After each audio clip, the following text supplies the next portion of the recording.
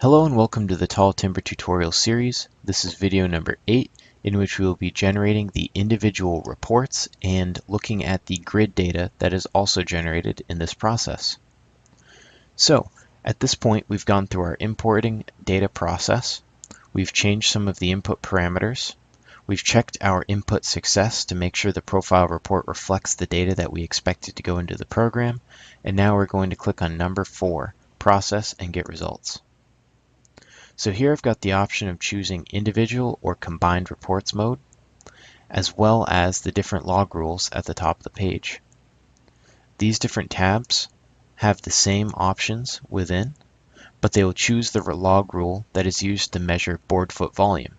So the default is going to be International Quarter Inch, but if you use Doyle or Scribner in your region, you can just select that and then click the reporting button down below. So I'm going to use International Quarter Inch and click on the Individual Reports and Grid Data button. When I click on this, it's going to bring up the option with some tabs to go to different groups of reports. The first is going to be the stand and stock table, the top of which is going to be separated by stand level, and the bottom is going to be separated, or rather combined, for the property level.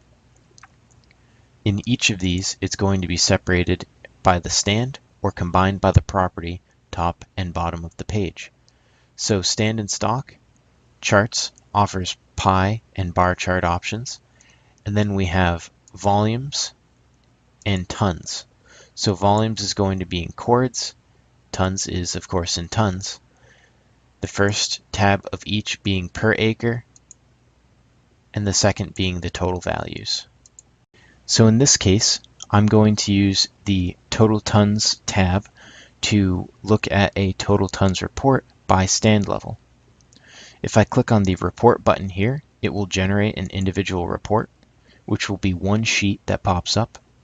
It'll be a little too small to read, but I can maximize that page by clicking this box, and then the default action on left click is zooming in.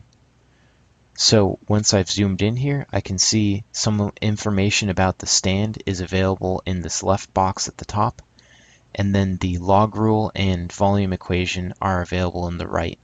So if you make changes in step number 2, those will show up here so that it's consistent and known for each report what the values were. Within this, the softwood and hardwood were broken out, and a total is given at the bottom. So if I want to print this report, I can click that in the top upper left here. If I would like to print that to a PDF, many PDF document applications will offer that option, and then once it's saved to a PDF, you can email it or print it from that place. To exit this preview, I'll just click this X button up here.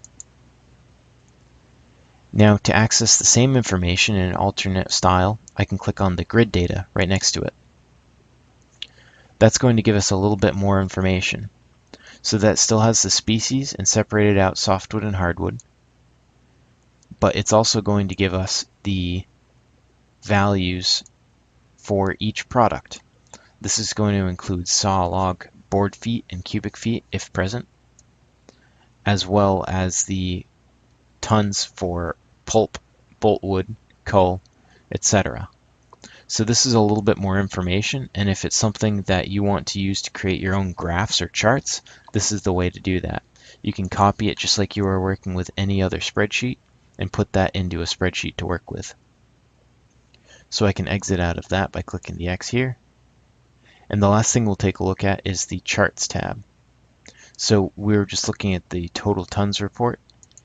In Charts, there's also a tons stocking at type or stand level option. I can use the pie chart to look at that, and it's going to give me a relative idea of which species are dominant by the merchantable tons in this stand. So red spruce is by far and away the most dominant, and this can be printed just like the other individual report modes. So I can exit out of that.